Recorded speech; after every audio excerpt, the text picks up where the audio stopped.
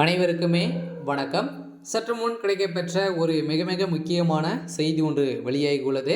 சற்று முன் திமுகவில் கூண்டோடு கைதாகும் முக்கிய புள்ளிகள், இது மாதிரி பார்த்தீங்கன்னா செய்திகள் வெளியாயிருக்கு. ஸோ அதனால் பார்த்தீங்கன்னா சமீப காலத்தில் பார்த்தீங்கன்னா ஒரு மிகப்பெரிய பிரச்சனைகளும் நிறைய ஊழல் கொள்ளைகள் பார்த்தீங்கன்னா நடந்துட்டு வர நிலையில் திமுகவுடைய அரசு மீது நிறைய எதிர்ப்புகள் வந்திருக்கக்கூடிய நிலையில் தான் இப்போ திமுகவில் இதில் சிக்கியிருக்கக்கூடிய ஏற்கனவே பார்த்தீங்கன்னா ஊழல் வழக்கிலும் சொத்து குவிப்பு வழக்கிலும் சிக்கக்கூடிய அமைச்சர்கள் அனைவருமே கூடிய விரைவில் 2026க்குள்ளே அனைவருமே கைது செய்யப்படுவார்கள் அப்படின்ற மாதிரி தான் இப்போ ஆளுநர் ஆர்.என். ரவி அவர்கள் பார்த்தீங்கன்னா அதிரடியாக லிஸ்ட்டு எடுத்திருக்கக்கூடிய நிலையில் தான் இந்த லிஸ்ட்டுகள் அனைத்துமே அமித்ஷாவிடம் இருக்கக்கூடிய நிலையில் இப்போ திமுகவில் பெரும் கதி கலங்கி போய் தான் இருக்காங்க.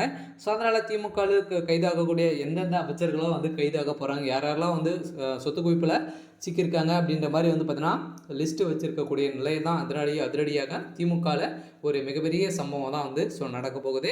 ஸோ இதை பற்றி இந்த வீடியோவில் பார்க்கலாம். ஸோ அதுக்கு முன்னாடி நம்ம சேனலுக்கு இப்போ தான் நீங்கள் முதல் முறையாக வந்திருக்கீங்க அப்படின்னா மறக்காமல் நம்மளுடைய சேனலை சப்ஸ்கிரைப் பண்ணி சப்போர்ட் பண்ணுங்கள். ஸோ வாங்க வீடியோக்குள்ளே போகலாம்.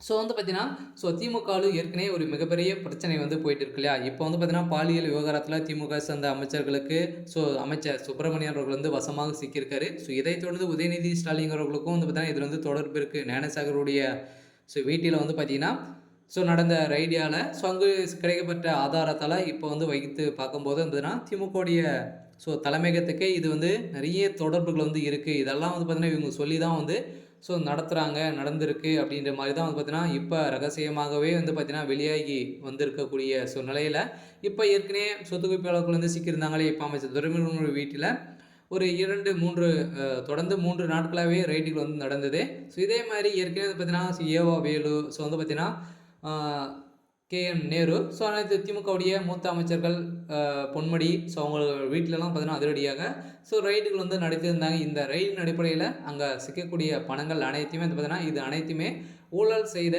பணம் தான். மக்களிடையே பார்த்தீங்கன்னா எந்த ஒரு போலியாக அரசுக்கு போலியான டாக்குமெண்ட்டுகள் பார்த்தீங்கன்னா சமர்ப்பித்து இவங்க அனைத்துமே பணங்கள் பார்த்தீங்கன்னா மூட்டையாக கொள்ளைகள் அடித்திருக்கக்கூடிய நிலையில் தான் இப்போ அமைச்சர் துரைமுருகன் வீட்டில் மட்டுமே பார்த்தீங்கன்னா 2.5 கோடி சிக்கியிருந்தது இல்லையா. இதை தொடர்ந்து அவருடைய மகன் கதிரானந்துடைய வீட்டிலும் நிறைய பணங்கள் சிக்கியிருந்தது.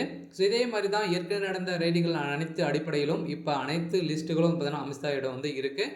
அதனால் இப்போ டைமு பார்த்து பார்த்தீங்கன்னா திமுகவை ஒட்டுமொத்தமாக ஒழிக்கக்கூடிய சம்பவங்களுக்கு மேலே அடிக்க போகிறாங்க. அதனால் 2026க்குள்ளே திமுகவில் ஒரு மிகப்பெரிய சம்பவங்களாகவே நடக்க போகுது. அதை நம்ம வெயிட் பண்ணி பார்க்கலாம், என்ன நடக்குது அப்படின்றத வெயிட் பண்ணி பார்க்கலாம். இது மாதிரி செய்திகளை தெரிஞ்சுக்கணும் அப்படின்னா மறக்காமல் நம்மளுடைய சேனலை சப்ஸ்கிரைப் பண்ணி சப்போர்ட் பண்ணுங்கள். தேங்க்யூ.